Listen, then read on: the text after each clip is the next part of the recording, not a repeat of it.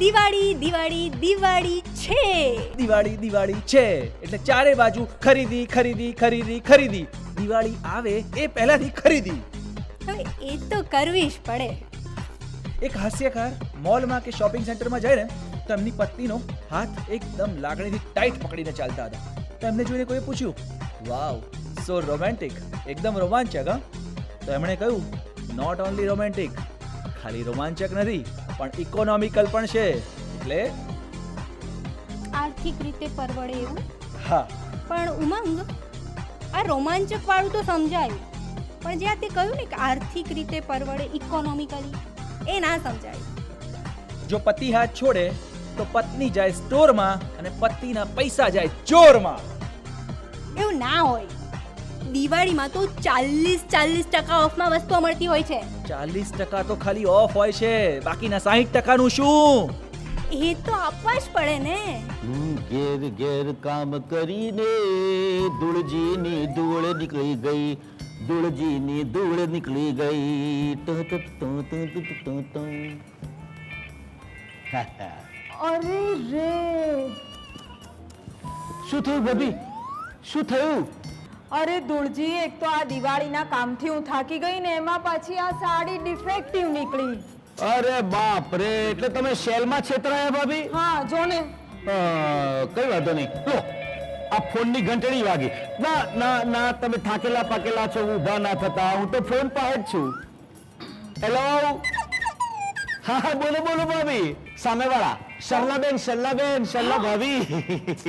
મને રોજ આમ કડક મીઠી ચા નથી પાતા એ. બસ બસ હો, હવે દાણા નાખે છે, જતો નહીં. હેલો સરલાબેન, કેમ છો? બસ બસ બસ એકદમ મજામાં. હા જો ને, આ દિવાળીનું આટલું બધું કામ કર્યું ને એટલી બધી થાકી ગઈ છું હું તો, ના પૂછો ને વાત. અરે જવા દો ને, મારે તો કાણા વાળી નીકળી. સારું સારું સારું, હા હા હા, આવજો આવજો. હવે આવું ઘરમાં? બાર બાર, ચંપલ બાર. હવે પગલા પડશે.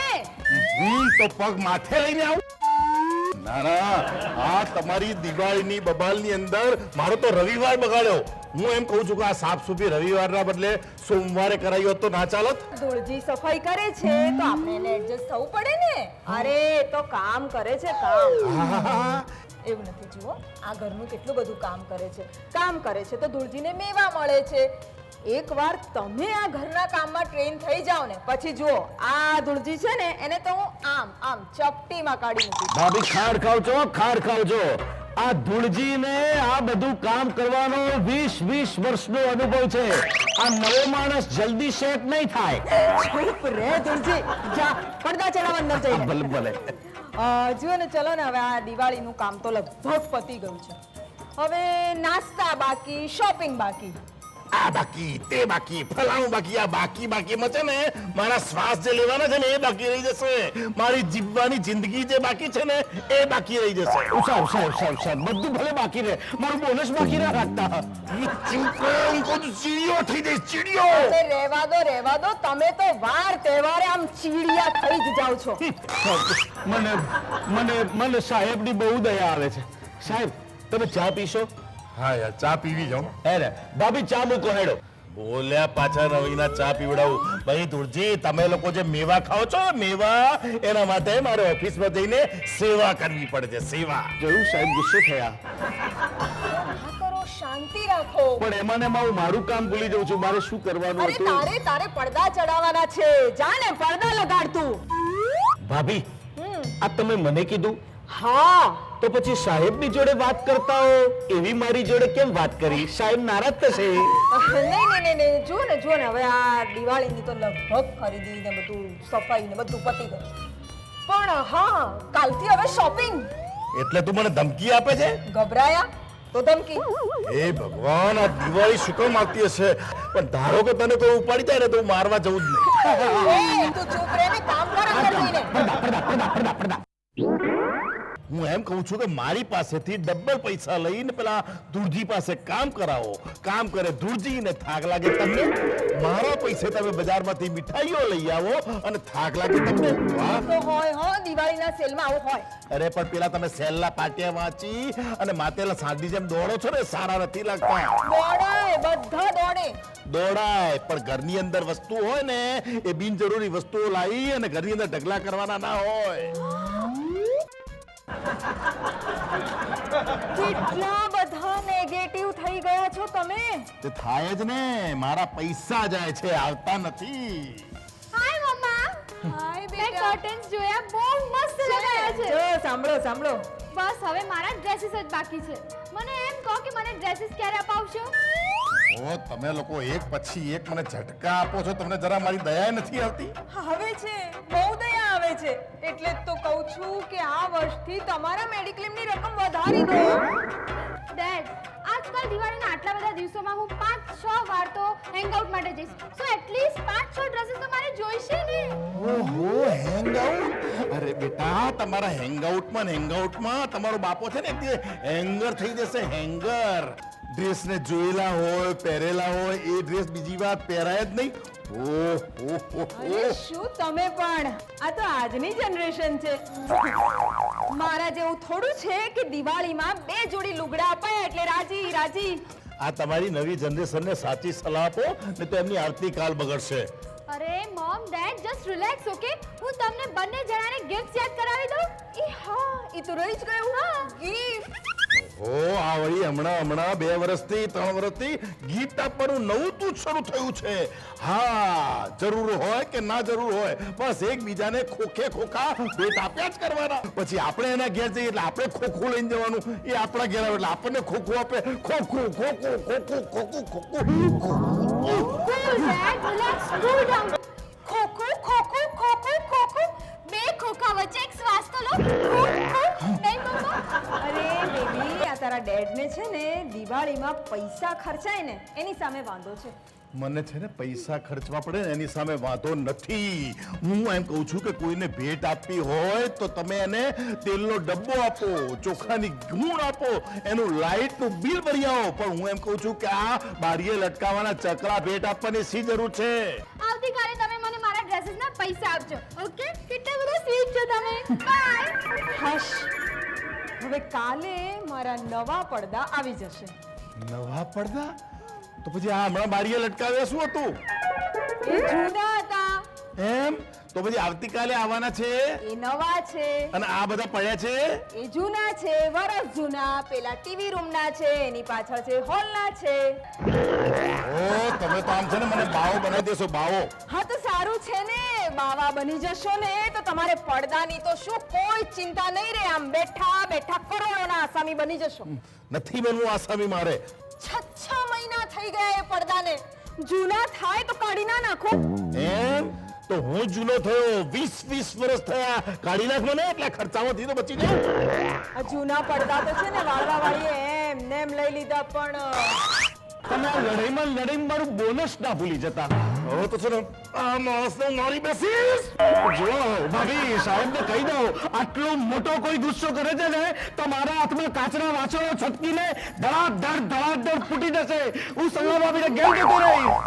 એક દિવસ છે ને, એક દિવસ તું મારા હાથમાંથી આમ ધડાધડ છટકી જવાનો છે, અને એ તે પાછો 7મા માળની બાલ્કનીમાંથી. તો હું સલ્લા ભાભીને ઘેર જ જઈશ. એમના ઘેર બાલ્કની તો નથી. તારે જવાની જરૂર નથી, હું જ જતો રહીશ ક્યાં? સરલાબેનના ઘેર.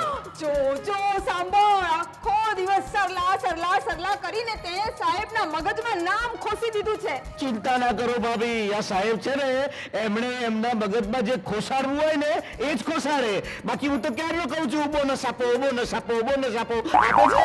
એ ધૂળજી, બોલવાનું ભાન રાખ. રાખ્યું. આ જો તમે બોલો છો ગમે તેમ, અને આ બોલે છે આ બિચારા ગરીબ માણસને.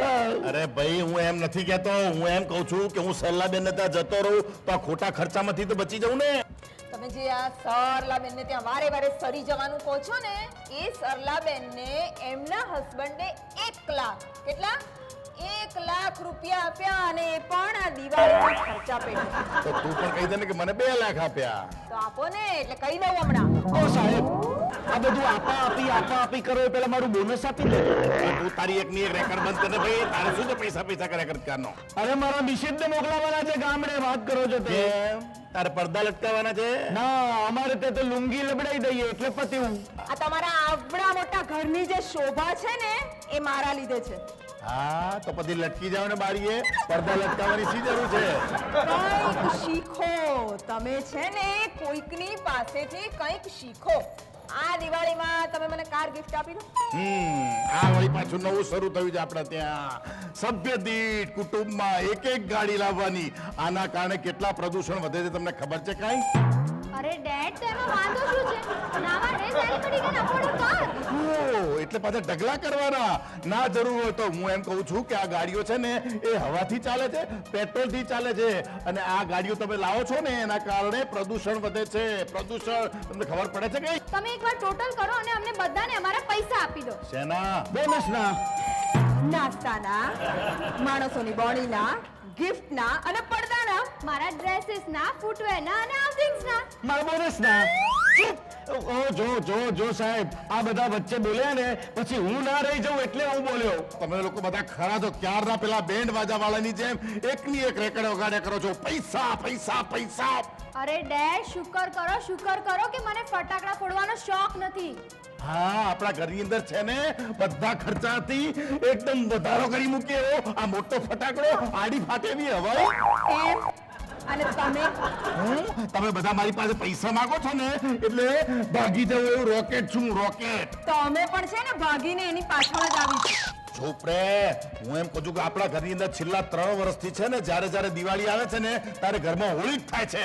અમારી માંગે પૂરી કરો, બોનસ ક્યારે આપો છો? અમારી માંગે પૂરી કરો, બોનસ ક્યારે આપો છો?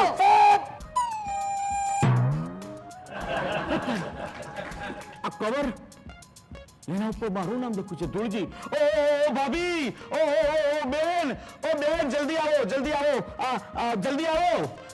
આ જુઓ, શું થયું ધૂળજી? આ જુઓ, આ કવર ઉપર મારું નામ લખ્યું છે બેન. તને લખતા વાંચતા તો શીખવાડ્યું છે ને, શીખવાડ્યું છે ને? તો પછી વાંચ. આમ કવરમાં કઈ હશે તો મને ગુડગુડ થાય છે. મારું ભલું કરજે. કવરમાંથી કઈ લોચો ના કરતા. એ વેલડીમાં. આ તો રૂપિયા. ઓ તારી, ઓ બાપા રે. કાગળ છે. એ બેન, આ કાગળ વાંચો ને? વાંચ. ઓહો, ના, આ તો બધું બહુ લાંબુ લખ્યું છે. તમે વાંચો ને બેન. તારા બોનસના 5000 તને આપું છું. આ તારી મહેનતના પૈસા છે. તેને બચાવીને કુટુંબને સારું જીવન આપજે. અરે, આ તો ડેડીના અક્ષર છે. બેબી, આ મારા તકિયા નીચેથી એક કવર નીકળ્યું. ખોલો તો મમ્મા. હા. અરે, આમાં તો ચિઠ્ઠી છે. હા, વાંચો. તારા પડદાના 12000 રૂપિયાની સાથે તારી આખી દિવાળીનો ખર્ચો મૂક્યો છે તારા ડ્રેસિંગ ટેબલના ડ્રોરમાં. Thank you. તારા માટે દિવાળીની ઉજવણી એટલે લોકોને બતાવવા માટે જરૂર વગરના પૈસા વેડફવા.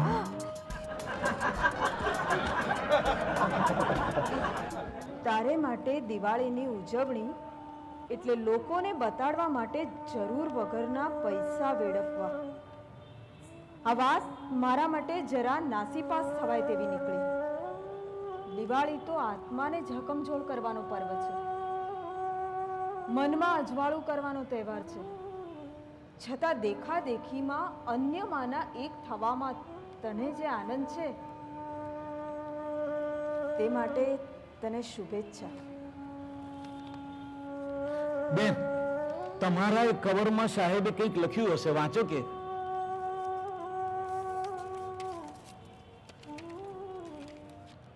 માય પ્રિન્સેસ, તારા ઘડતરમાં પાછા પડવા બદલ મારી જાતને પહેલો ઠપકો આપી દો. તારા ડ્રેસીસ, ફૂટવેર અને આઉટિંગ્સ માટે તારા મોબાઈલની નીચે કવરમાં રોકડા રૂપિયા મૂક્યા છે. પણ એકવાર તારી જાતને પૂછી જોજે બેટા કે ખરેખર તારે આ બધાની જરૂર છે? બાહ્ય ટાપટીપથી ઓળખાવું વધારે યોગ્ય છે કે આંતરિક ગુણો અને કાબિલિયતથી? શિક્ષણની કાબિલિયત અને મહેનતના પ્રતાપે તને સોને મળવાની તારી બાપની તાકાત છે, પણ પ્રશ્ન એ છે કે એની જરૂર છે ખરી? દિવાળીનો અર્થ આટલો છીછરો કરવો શું યોગ્ય છે? You are right my dad. અરે, દિવાળી તો ઝાકમ ઝોળનો તહેવાર છે. બે જોડ કપડાં હોય ને તો પણ દિવાળી મજાથી થાય નહીં મમ્મા? હા બેટા, તારા ડેડની વાત બિલકુલ સાચી છે. લોકોને બતાવવા માટે ખોટા ખર્ચા કરવા એ બિલકુલ યોગ્ય નથી. સાહેબની આ બધી વાતો 100% સાચી છે હો. પણ સાહેબ છે ક્યાં? ડેડી, ક્યાં છો તો ક્યાં છો Harivadan? I got it dad. I am really very sorry. તમારી જે આ ચિઠ્ઠીની ટેકનિક હતી ને એ સફળ રહી. હા,